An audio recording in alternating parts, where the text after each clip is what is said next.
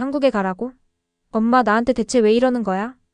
여기 미국의 한명문 대학교에 다니는 한 여학생이 있습니다. 그리고 그녀는 한국에 오고 나서 끔찍한 괴롭힘을 당하고 마는데요. 대체 그녀에게 어떤 일들이 벌어진 걸까요? 그러면 오늘의 사연 한번 들어보도록 하겠습니다. 안녕하세요. 저는 엘리자베스 윈슬로우예요. 모두들 저를 엘리라고 불러요. 저는 20살이고 보스턴에서 대학 생활을 하고 있어요. 저희 아빠는 미국인이고 엄마는 일본인이에요. 그리고 저는 어디에도 소속된 느낌이 들지 않아요. 너는 정말 어디 출신이야? 이 질문은 제가 어디를 가든 따라다녀요. 제가 보스턴이요라고 대답하면 사람들은 마치 제가 무슨 뜻인지 이해하지 못한 것처럼 인상을 쓰고 다시 물어봐요. 그들이 정말로 묻고 싶은 건 제가 왜 다르게 생겼는지예요. 왜 제 피부가 다른 백인 미국인들처럼 창백하지 않은지에 대해서요. 오늘은 그저 긴 불행한 날들 중 또 하나의 나쁜 날이었어요. 미국 문학 수업에서 우리는 아시아계 미국인 작가들에 대해 토론하고 있었어요. 마르티네즈 교수님이 갑자기 수업 중간에 저를 가리켰습니다. 엘리, 너의 어머니가 일본인이니까 너의 특별한 관점을 공유해 줄 수 있을까? 그는 마치 저에게 호의를 베푸는 것처럼 미소를 지으며 말했어요. 제 뺨이 뜨거워졌고 심장이 너무 빨리 뛰어서 귀에까지 들릴 정도였어요. 저는 일본 문학에 대해 많이 알지 못해요. 저는 더듬거렸어요. 제 엄마는 일본계 미국인이지만 엄마도 여기서 태어났어요. 마르티네즈 교수님은 살짝 인상을 찌푸렸습니다. 아, 그렇구나. 너가 문화적 통찰력을 가지고 있을 거라 생각했어. 그가 돌아서자 저는 뒤에서 누군가 속삭이는 소리를 들었어요. 그녀는 정말 아시아인도 아니야. 그 말은 따귀를 맞은 것처럼 아팠어요. 어떤 사람들에게는 충분히 아시아인이 아니고 다른 사람들에게는 충분히 백인이 아니었죠. 같은 날 나중에 저는 아시아 학생의 모임에 갔어요. 두 세계 사이에서 사는 것이 어떤 것인지 이해할 수 있는 다른 학생들과 연결되기를 바라며 몇 주 동안 계속 참석해 왔어요. 제가 아이디어가 있어요. 저는 계획 세션 중에 말했어요. 다양한 배경을 가진 부모님을 둔 학생들이 많으니 혼합된 문화를 축하하는 행사를 개최하면 어떨까요? 클럽 임원 중 한 명인 리사는 저에게 어색한 미소를 지었어요. 우리는 이번 학기의 진정한 아시아 경험에 초점을 맞추고 싶어요. 하지만 제안해줘서 고마워요. 진정한 또 그 단어네요. 마치 제가 가짜 사람인 것처럼요. 캠퍼스는 웃고 대화하며 주말 계획을 세우는 학생들로 붐볐습니다. 모두가 자신이 어디에 속하는지 정확히 알고 있는 것 같았어요. 저를 제외한 모두가요. 저는 침대에 털썩 누워 전화를 집어들었어요. 저를 이해해줄 수 있는 유일한 사람과 대화가 필요했어요. 저희 엄마요. 그녀가 전화를 받았을 때 저는 더 이상 눈물을 참을 수 없었어요. 저는 어디에도 속하지 않아요, 엄마. 저는 눈물이 뺨을 타고 흐르며 울었어요. 백인들은 제가 너무 아시아인 같다고 생각하고 아시아인들은 제가 너무 백인 같다고 생각해요. 정말 짜증나요. 엄마는 제가 끔찍한 하루에 대해 말하는 동안 조용히 들어주셨어요. 엘리, 제가 마침내 말을 멈추자 그녀는 부드럽게 말했어요. 밖에는 넓은 세상이 있어. 네가 필요한 건 다른 시각으로 너 자신을 바라보는 거야. 저는 손등으로 눈물을 닦았어요. 무슨 뜻이에요? 한동안 이것에 대해 생각해왔어. 그녀가 말했어요. 이번 여름에 한국을 방문하는 게 어떨까? 네가 한국 음악과 쇼를 얼마나 좋아하는지 알잖아. 내 친구 김 교수는 서울대학교에서 가르치고 있어. 그녀가 네가 정착하는 것을 도울 수 있을 거야. 한국이요? 저는 그녀의 제안에 놀라 똑바로 앉았어요. 하지만 왜 일본이 아니라 한국인가요? 때로는 완전히 다른 장소를 보는 것이 자신을 더 잘 이해하는 데 도움이 돼. 엄마가 설명했어요. 그리고 솔직히 말하면 얘야, 내게는 너만의 모험이 필요하다고 생각해. 너의 미국적인 면이나 일본적인 면과 전혀 다른 곳 말이야. 그렇게 저는 한국행 비행기에 오르게 되었어요. 14시간 비행 끝에 저는 마침내 한국에 도착했어요. 신사숙녀 여러분, 인천국제공항에 오신 것을 환영합니다. 승무원이 안내했어요. 현지 시간은 오후 2시 15분이고 온도는 78도 하스입니다. 저는 엄마가 서울에 있는 제 호스텔 찾아가는 방법을 적어놓은 종이를 꺼냈어요. 공항 철도를 찾아야 했지만 어느 쪽으로 가야 할지 알 수 없었어요. 벽에 있는 지도에는 한국어가 가득했어요. 저는 그곳에 서서 길을 잃고 약간 무서운 느낌이 들었습니다. 도움이 필요하세요? 친근한 목소리가 물었어요. 저는 약 제 또래로 보이는 젊은 한국 여성이 저에게 미소 짓고 있는 것을 보았어요. 홍대에 어떻게 가야 하는지 알아보려고 해요. 그건 쉬워요. 그녀는 완벽한 영어로 말했어요. 공항 철도가 거기까지 바로 가요. 저도 서울로 가는 중이에요. 제가 길을 안내해 드릴게요. 그녀의 이름은 지수였고 저에게 정말로 어디 출신인지 묻지 않았어요. 그녀는 제 배경을 알아내려고 제 얼굴을 쳐다보지도 않았어요. 그저 저를 기를 필요로 하는 평범한 사람처럼 대해주었습니다. 서울로 가는 기차는 고향의 더럽고 낙서로 뒤덮인 기차와는 완전히 달랐어요. 이 기차는 깨끗하고 조용하고 정확히 제 시간에 왔습니다. 저는 지수가 휴대폰으로 우리 표를 결제하고 기차 시간을 확인하고 심지어 우리가 역에 도착했을 때 준비되어 있을 커피까지 주문하는 것을 놀라움으로 지켜봤어요. 여기 모든 것이 정말 놀라워요. 저는 현대적인 기차를 둘러보며 말했어요. 지수는 웃었어요. 한국인은 편리한 것을 좋아해요. 필요 이상으로 삶을 어렵게 만들 이유가 있나요? 우리가 도시로 들어가는 동안 저는 제가 미소 짓게 만드는 무언가를 발견했어요. 한 노인 여성이 기차에 타자마자 3명이 일어나 그분에게 자리를 양보했어요. 아무도 부탁받지 않았어요. 그냥 그렇게 했어요. 한 정거장에서 기차가 붐빌 때 모두가 밀거나 불평하지 않고 더 가까이 붙어 섰어요. 아무도 시끄러운 음악을 틀거나 발을 좌석에 올려놓지 않았어요. 한국인들에겐 이게 몸에 밴 걸까요? 우리가 홍대 입구역에 도착했을 때 지수는 제 호스텔까지 데려다 주겠다고 고집했어요. 거리는 학생들로 붐볐고 다채로운 상점들, 길거리 음식 가판대, 그리고 음악으로 가득 차 있었습니다.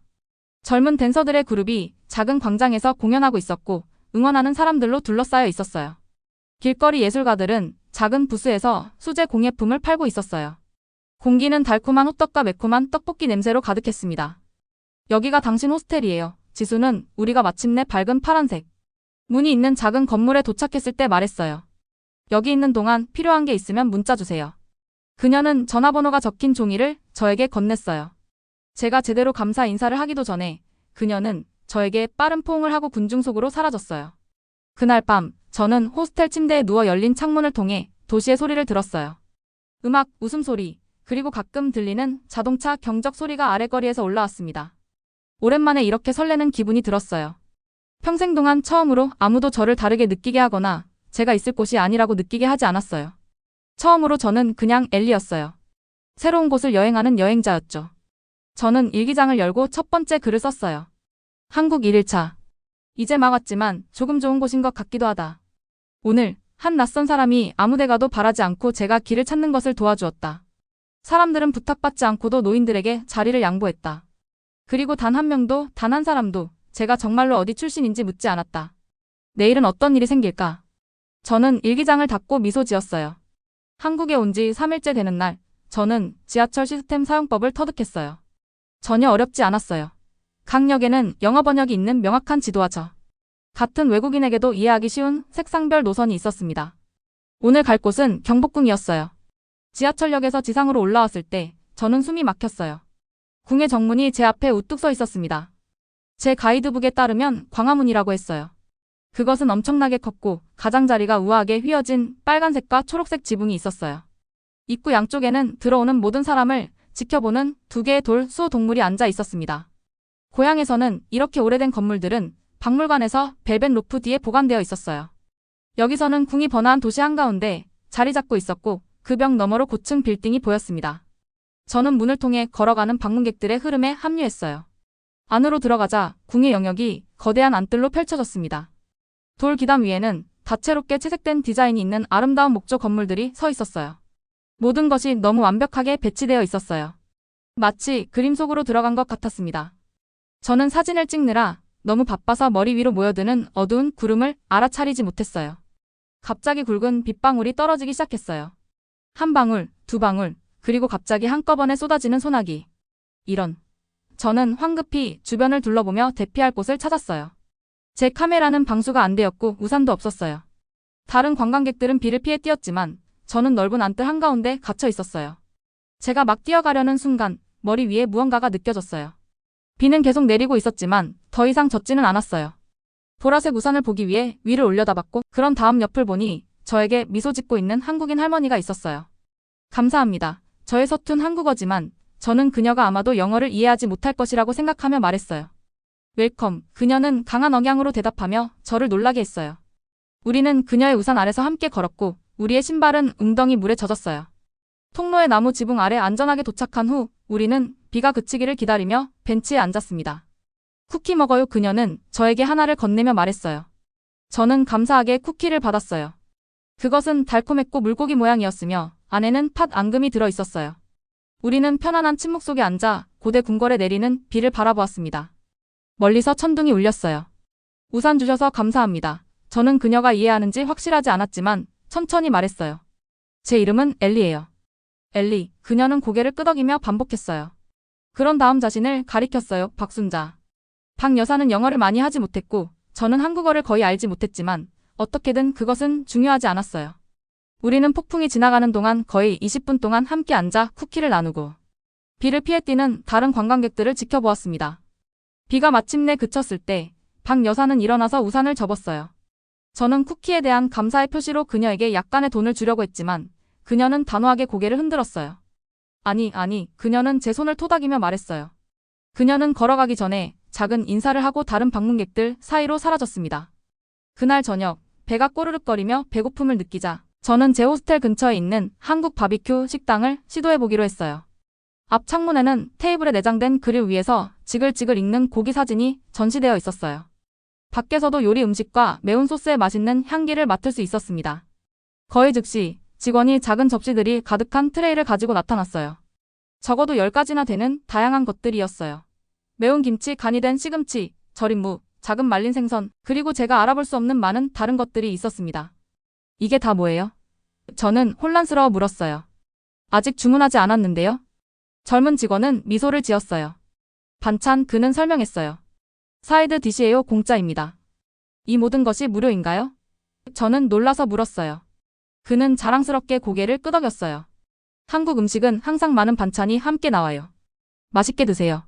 제 식사 내내 따뜻한 미소를 가진 중년의 식당 주인이 계속해서 저를 확인하러 왔어요. 그녀는 제가 부탁하지 않았는데도 제 그릴에 고기를 더 추가했고 반찬이 줄어들 때마다 다시 채워주었습니다. 더? 좋아요?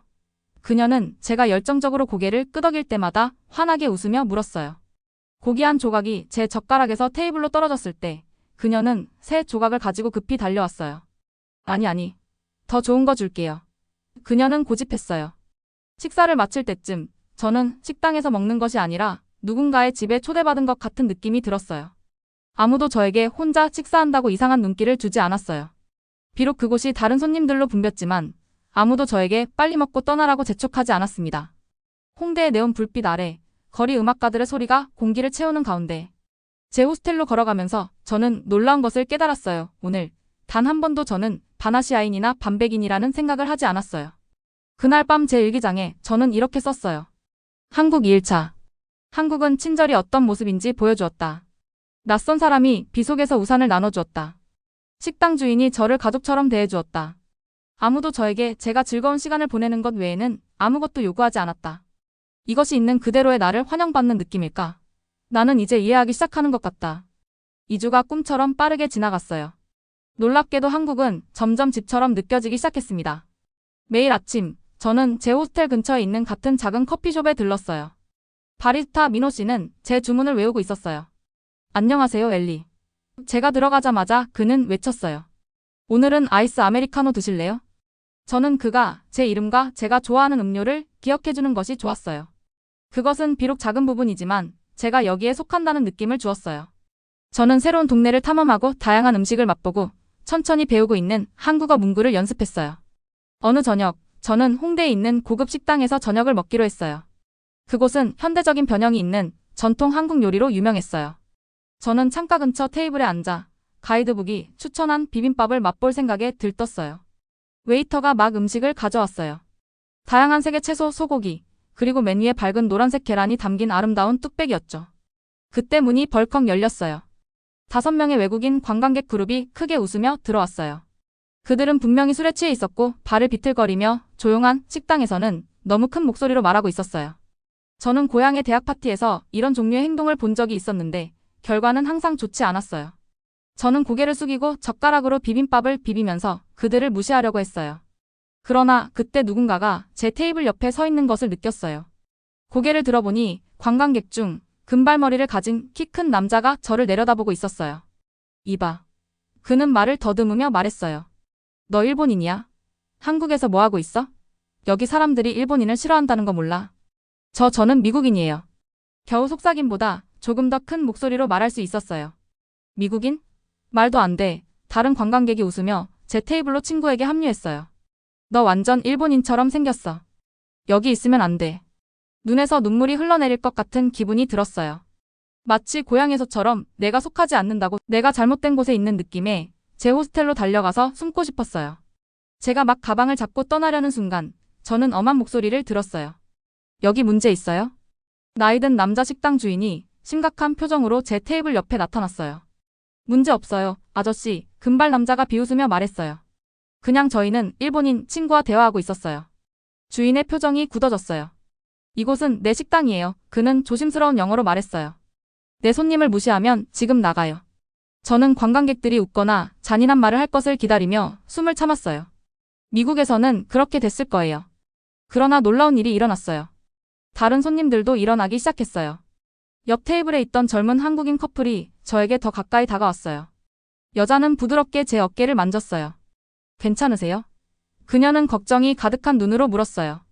다른 테이블에 있던 나이든 남자가 일어나서 문을 가리켰어요. 그는 관광객들에게 단호하게 말했어요. 여기서 나가라고. 관광객들은 모든 못마땅해하는 얼굴들을 둘러보고 약간 움츠러드는 것 같았어요. 그들은 무언가를 중얼거리며 식당에서 슬그머니 나갔고 문이 그들 뒤에서 쿵 하고 닫혔어요. 식당 주인은 저에게 돌아서며 그의 엄한 표정이 부드러워졌어요. 죄송합니다. 그는 약간 고개를 숙이며 말했어요. 감사합니다. 저는 방금 일어난 일에 너무 놀랐어요. 미국에서도 저는 비슷한 상황에 처했었어요. 사람들이 제 외모나 유산에 대해 발언했을 때 아무도 저를 변호하기 위해 나서지 않았어요. 여기서는 완전한 낯선 사람들이 주저없이 저를 위해 일어섰어요. 저를 도와준 젊은 커플이 저를 그들의 테이블로 초대했어요. 그들의 이름은 지원과 태연이었고 영문학을 공부하는 대학생이었어요. 그 관광객들은 매우 무례했어요. 지원이 고개를 흔들며 말했어요. 그런 경험을 하게 해서 죄송해요. 태연이 덧붙였어요. 모든 사람은 어디서 왔든 존중받을 자격이 있어요. 우리는 나머지 저녁 시간을 이야기를 나누고 함께 웃으며 보냈어요. 그들은 저에게 소주로 한국 술 게임을 하는 방법을 가르쳐 주었고 저는 그들에게 보스턴에 있는 제 대학에 대해 이야기했어요. 우리가 식당을 나올 때쯤 저는 2명의 새 친구를 사귀었고 제가 미국으로 돌아가기 전에 다시 만날 계획을 세웠습니다. 그날 밤 제 일기장에 그 사건에 대해 쓰면서 저는 중요한 것을 깨달았어요. 식당 주인과 다른 손님들은 제가 한국인이라고 생각해서나 우리가 공통점이 있어서 저를 변호한 것이 아니었어요. 그들은 단지 모든 사람이 존중받을 자격이 있다고 믿었기 때문에 저를 변호했어요. 처음으로 저는 진정한 소속감이 어떤 것인지 이해했어요. 그것은 다른 모든 사람처럼 생기거나 같은 배경을 공유하는 것이 아니었어요. 그것은 사람들이 낯선 사람에게도 옳은 일을 위해 일어서는 곳에 있는 것이었어요. 저도 그렇게 용감해질 수 있을까요? 저도 그들처럼 멋진 어른들이 되고 싶다는 생각을 하며 잠에 들었어요. 한국에서의 마지막 날이에요. 3개월이 이렇게 빨리 지나갔다는 것이 믿기지 않았어요. 내일 아침 저는 보스턴으로 돌아가는 비행기에 탑승할 예정이었어요. 대학으로 미국에서의 제 삶으로 돌아가는 거죠. 하지만 저는 여기에 처음 도착했을 때처럼 긴장하고 불안한 엘리가 아니었습니다. 해가 지기 시작할 때 저는 한강공원으로 향했어요. 저는 한국에서의 마지막 저녁이 특별하기를 원했고 서울의 심장부를 가로지르는 넓고 흐르는 강 옆에서 일몰을 보는 것보다 더 좋은 곳은 없었어요. 저는 물을 바라보는 나무 벤치에 완벽한 자리를 찾았어요. 가족들이 제 주변 잔디에 피크닉 담요를 펼쳤어요. 아이들은 서로 쫓아다녔고 그들의 웃음소리는 멀리서 들려오는 자전거 종소리와 거리 음악가들의 소리와 섞였어요. 한강이 제 앞에 넓고 파랗게 펼쳐져 있었어요. 다채로운 불빛을 가진 배들이 물 위를 천천히 움직였습니다. 저는 이어폰을 끼고 윤도현의 흰수염 고래를 재생했어요. 제 여행 전에 어머니가 추천해준 노래였어요. 저는 모든 한국어 가사를 이해할 수는 없었지만 음악 속의 감정이 저에게 말을 걸었어요. 그것은 폭풍치는 바다를 통과해 집으로 가는 길을 찾는 것에 대한 노래였어요. 한국에 처음 도착했을 때 저는 길을 잃은 느낌이었고 두 세계 사이에 끼어 어느 쪽에도 속하지 않았어요. 미국에서는 제 일본적인 특징 때문에 충분히 미국인이 아니었어요. 하지만 보스턴에서 자랐기 때문에 충분히 일본인도 아니었어요. 그러나 한국에서는 이상하고 멋진 일이 일어났어요. 제가 아무런 연결고리도 없는 나라에서 가족 역사도 없고 조상의 연결고리도 없는 곳에서 저는 단순히 존중받을 자격이 있는 존재로 받아들여졌어요. 한국에서는 아무도 제가 한국인이길 기대하지 않았어요. 그들은 단순히 저를 있는 그대로 그들의 나라를 방문한 사람으로 받아들이고 친절함을 보여주었어요. 저는 미국인이나 일본인 중 하나를 선택할 필요가 없었어요. 밤이 완전히 내리고 제 앞에 강이 도시불빛을 반사하는 거울로 변했을 때 저는 마지막으로 제 일기장을 꺼냈어요.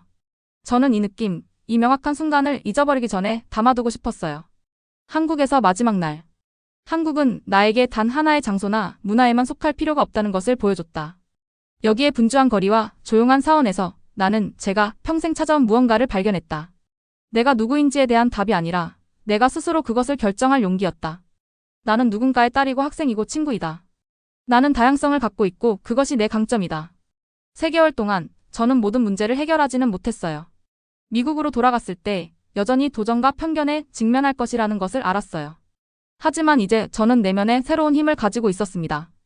마지막으로 제 호스텔로 돌아가는 길에 저는 오랫동안 느끼지 못했던 것을 느꼈어요. 그건 바로 평화예요. 저는 더 이상 속할 곳을 찾지 않고 있었어요. 저는 소속감이 올바른 장소를 찾는 것이 아니라 자신을 찾는 것이라는 것을 배웠어요.